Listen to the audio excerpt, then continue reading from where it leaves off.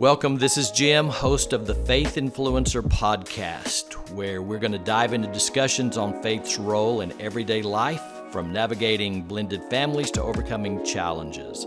I'm a husband, a father, a Bible teacher, an advocate for applying faith to everyday life. So tune in as I share personal stories, valuable insights, and practical wisdom. Welcome back to Faith Influencer. This is Jim Cunningham. I'm excited to jump into part 2 on the 6 ways to level up your game. Here's what we're talking about. Last time I introduced the subject that if you're going into a new marriage or you're in a new marriage, we're talking about blended families, which means you have a new marriage. Why is this one going to be different? Why is this one going to be better? So I'm giving you 6 reasons, 6 things that we're going to work on. I already gave you 3. The first one was active communication, so we talked about that. We talked about putting effort into meaningful conversation. We talked about personal growth. Let's up our game in our own mental ability and capacity by getting into reading and podcasts and other things. Personal growth is important. And then we talked about physical appearance. Physical appearance is going to be how we look. We're going to pay attention to how we look and how we keep ourselves looking good. We're not going to let ourselves go. We're going to respect our spouse and take care of our physical appearance. Those were the 3 last time. This time, we're going to talk about some quality time together. We're going to talk about taking the initiative, and we're going to talk about upping your game in the bedroom. Yeah, I'm saving that one for last. All right, let's go. First of all, as we up our game and level up so that this next marriage is the last time we're going to need to get married, this is going to be the one, this one's going to work, this one's going to be what it was meant to be. We're going to make sure that we level up in our quality time together. Now, there's a difference between time together and quality time together. I'm talking about prioritizing time together, and you can do it in fun ways. It doesn't have to be boring. It doesn't have to be sitting in a living room looking at each other. Let me tell you how my wife and I do it. We both like to, we grew up playing sports. We're very active our entire lives. She played softball, I played football, baseball, tennis. But then we reached a point where I can't play any of that anymore, and she can't play softball anymore. So we took up golf. Now we are loving golf. She likes to play as much as I do. I'm pretty thankful for that. So we play golf together. We get out on the course, and if you've never been out on a golf course, there's hardly any place more beautiful than a golf course. And we're in the cart, and we're playing golf, and we're communicating, and we're talking. You can up your game and quality time in lots of ways like that. So how about shared hobbies together? How about someone said we ought to cook together? I'm not for that one, but whatever works for you guys. How about date nights? Going on date nights together, that's a regular thing. Do you know why we always go on a date night every single week together? Do you know why we never miss? Because we've scheduled it. It's a priority. That's where we have quality time without the children. Now, if you've got young children, you have to get creative about quality time. I realize that, but figure it out. Everybody does. There's some ways to do it. Maybe you can't do it as often. Maybe it's after the kids go to bed. But do not take quality time off the calendar. All right? That's actually the 4th of the 6 that we're going to talk about. Here's the next one. Taking initiative. Up your game and taking initiative. I want to talk to the men here. Men, listen. Do you know what turns your wife on? When you take initiative in different areas of life, around the house especially. Now, I want to say something, and I hate it that this is true sometimes, but that's because of my own fallen nature that I hate this. But it's the truth, and here it is. For your wife, it does not mean that much to her that you've taken the initiative and done something unless it costs you something. If it doesn't cost you something, it doesn't mean something to her. It means something to her when she knows that you're doing something that's costing you and out of what you want to do, out of your comfort zone. I'll give you an example. If I go into the kitchen and empty the dishwasher, my wife takes notice because she knows I would rather do about anything than dishes, but if I do dishes, it's costing me something as far as she's concerned, and it means more to her. Take the initiative. How about that honeydew list? How about take the initiative without having to get praised? Guys, are you listening? I'm talking to a few guys that I know who are listening, whose wives complain because you won't do anything unless they compliment you and praise you for it. How about take the initiative in something around the house without any expectation of being praised or patted on the back like a little puppy dog? How about go and do something and then don't tell your wife that you did it? Do it when she's gone.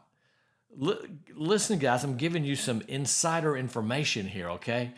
Do it when she's gone. And when she gets home, don't run in and tell her what you did, bragging on yourself. Don't bring it up. Let her discover it.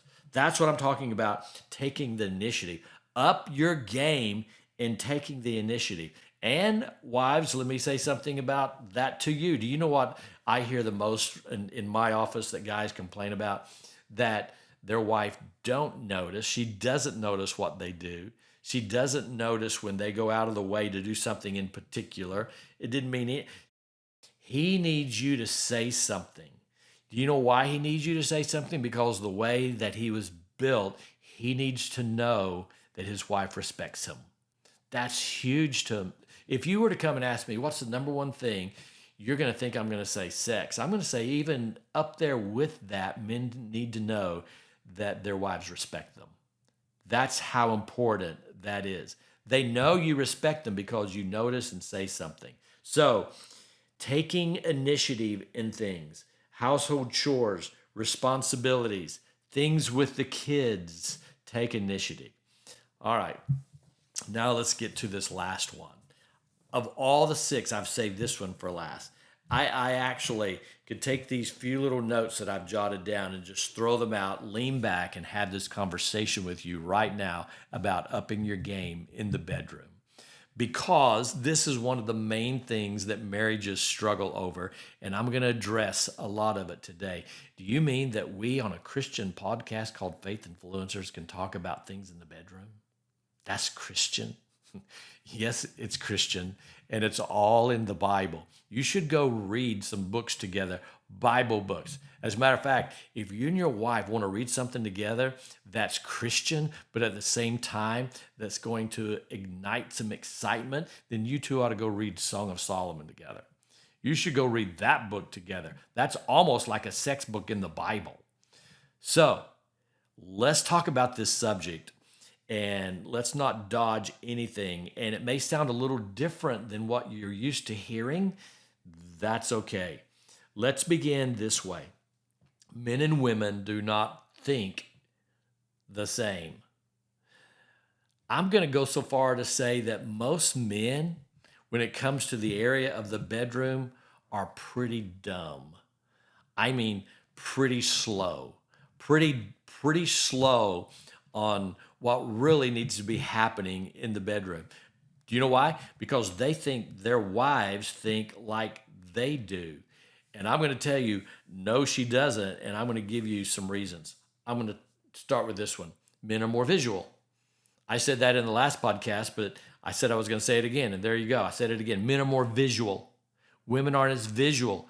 Women are more emotionally. Those are 2 different approaches to the bedroom, 2 different approaches to what sex does for a man, what sex does for a woman. For a man, it's more physical. For a woman, it's more emotional. So what happens, Guy, when your wife doesn't want to have sex, can you deduct what's going on? Is there something emotional there that's not right, that's causing her not to want to have sex with you? I'm going to venture to say that's probably true. That's probably true. I'll give you an example. Here's a husband and wife, and they're fighting. They're just fighting. They're going at each other. They're raising their voices. They're fighting. 1 minute after that fight, the husband could have sex.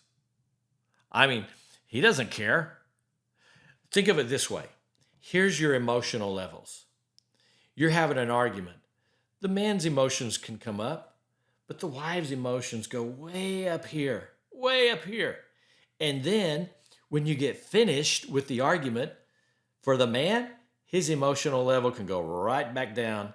But for the wife, hers slowly finds its way back down to normal, but it takes a lot longer. And as long as her emotions are up here, she's not in a position to give herself to you. She doesn't want to give herself to you. But you think we could go right into the bedroom and have sex and make everything better. Now, in saying that, wife, let me say to you, neither is that an excuse for you to withhold yourself from your husband. I mean, you may want to punish him, so you may be saying in your mind, I'm not going to have sex with him all week. Listen, that's not good for your marriage. Where would you come up with that vindictiveness? That's not the kind of ways we're upping our game in the bedroom for this new relationship. Remember, we threw all of that stuff out. So, men, remember that we fight different and your wife thinks different, and quit acting like this caveman kind of thing where you're going to grab her and pull her into the bedroom and have sex with her and she's going to love all of that. So, let's take this a step further. Guys, we do have a mental block when it comes to the bedroom because we think, all right, let me just say it. Let me just say it. Men, there are more than 3 places to touch on your wife's body. Yes, I said it. Men are so dumb. When I'm talking to men and I talk about this subject, men are like 1, 2, 3. That's how they see sexual intimacy. I'm gonna touch there, I'm gonna touch there, I'm gonna touch there, and she's gonna love it.